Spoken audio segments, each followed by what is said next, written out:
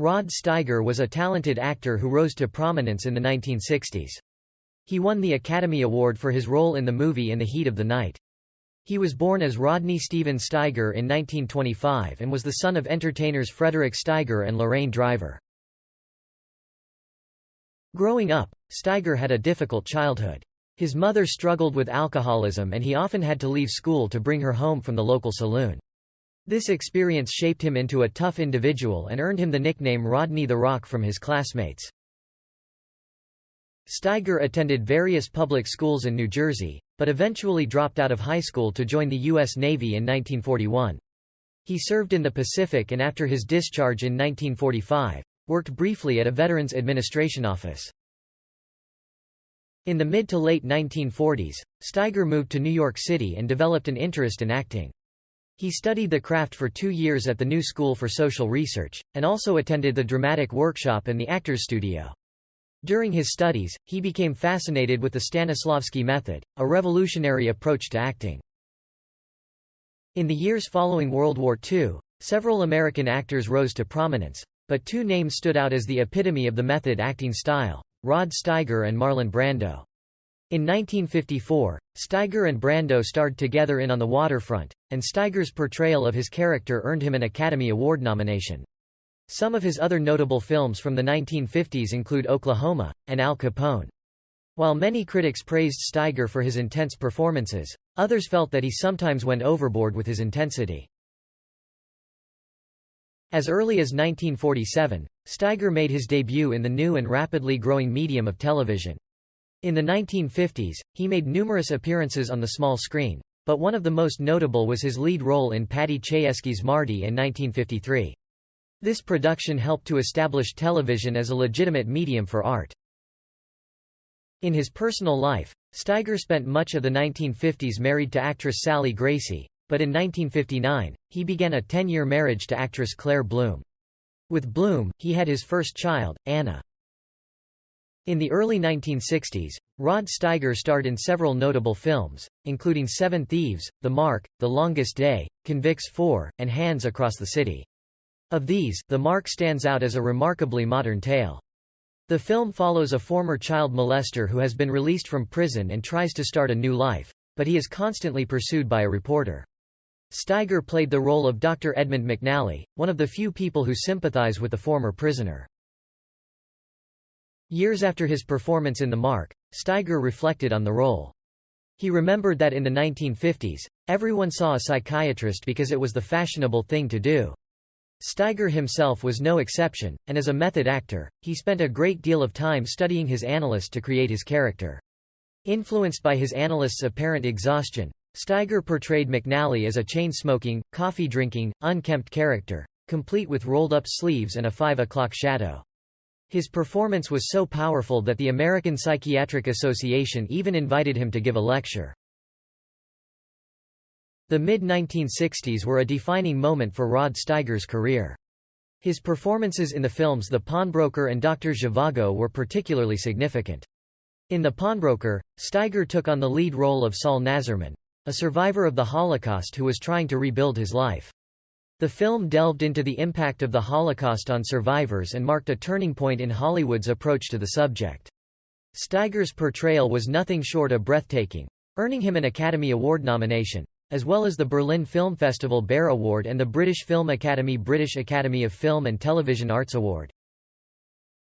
In addition to his film work, Steiger's portrayal of Willy Loman in the 1966 television production of Death of a Salesman was highly acclaimed. His ability to bring complex characters to life was evident in all his performances, but in Death of a Salesman, Steiger took it to another level. His performance was so powerful that it earned him critical acclaim and cemented his status as one of the great actors of his generation. When Rod Steiger was approached by director David Lean to play the role of Viktor Komarovsky in the film adaptation of Boris Pasternak's novel, Dr. Zhivago, he was both excited and intimidated. The cast was comprised mostly of preeminent British actors and audiences generally assumed that an American actor wouldn't be able to hold his own against them. Despite these challenges, Steiger took on the role with the same method acting approach he had become known for. He delved into the character, viewing Komarovsky not as a lecherous profiteer, but as a man of culture and an art dealer. In Steiger's interpretation, Komarovsky starts out wanting to sleep with Laura, played by Julie Christie, but eventually falls in love with her.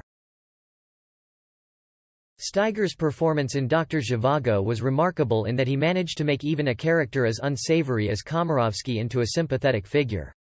Through his acting, he showed that Komarovsky was not a louse, but a man who ultimately proves his good faith by saving the lives of both Laura and the man she loves, Zhivago, played by Omar Sharif.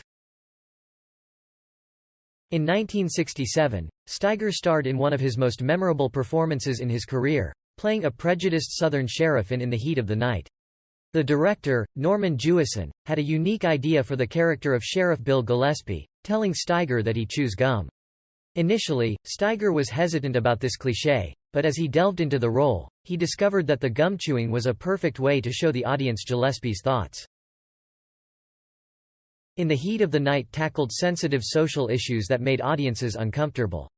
The story revolves around Virgil Tibbs, a Philadelphia homicide detective visiting his mother in rural Sparta, Mississippi. When a wealthy white man is murdered, the local police arrest Tibbs simply because he is a well-spoken black man from out of town. However, they soon discover that he is a police officer and release him.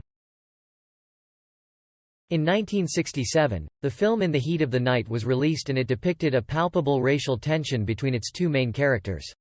This was particularly relevant given the recent events surrounding African Americans' fight for the right to vote without fear of intimidation in the South. Despite the on-screen animosity between the characters, actors Sidney Poitier and Rod Steiger were close friends off-screen. During the making of the film, Steiger recalls being concerned for Poitier's safety in a region where racial tensions still ran high. To ensure Poitier's safety, Steiger insisted that the two hotel suites remain open at night. This fact alone was an illustration of the racial situation in the South at the time. Although Poitier's performance was remarkable, he was not even nominated for an Academy Award, while Steiger won the Oscar, as well as British Academy of Film and Television Arts, Golden Globe, Laurel, National Society of Film Critics, and New York Film Critics Circle Awards. Despite this disparity, Steiger and Poitier remained close friends. In the late 1960s, Rod Steiger starred in several notable films, each of which showcased his talent as a lead actor. One of these films was the thriller No Way to Treat a Lady. In this film, Steiger played Christopher Gill, a theater manager who is also a serial killer. He is pursued by a police detective, played by George Segal, and begins to stalk the detective's girlfriend, played by Lee Remick. Another film from this period was The Sergeant. Steiger starred as Master Sergeant Albert Callan, who finds himself deeply attracted to a private, played by John Philip Law. The film is a complex drama set in the aftermath of World War II, and its anti-Vietnam sentiment is clear. Steiger also starred in The Illustrated Man. In this film, he played a character known simply as Carl, whose body is covered in tattoos. As he searches for the woman who placed the tattoos on him, he discovers that each one contains a story of the future. This film, which seems to have inspired the 2001 film Memento, also starred Bloom. Rod Steiger was an actor with an impressive range, known for portraying famous figures and leaders. He had a particular talent for adapting to different accents and characters, which often earned him critical acclaim and sometimes criticism. Despite this success, Steiger had one major disappointment in his career. He turned down the lead role in the movie Patton, which went on to be a massive hit for George C. Scott. On April 10, 1997, Steiger was honored with a star on the Hollywood Walk of Fame. Then, on October 10, 2000, he married actress Joan Benedict, who remained by his side until his passing. Sadly, on July 8, 2002, Steiger passed away due to kidney failure. Throughout his career, Steiger epitomized the Stanislavski method, bringing life to a diverse array of characters from various nationalities and social classes. Despite his success, he continued to challenge himself and push the limits of his acting range. Over time, Steiger's appearance changed to match each new role, eventually settling into the look of a seasoned veteran, characterized by a bald head, piercing eyes, and a square jaw. Rod Steiger will always be remembered as a versatile actor, a chameleon on stage, and a true legend. Rest in peace.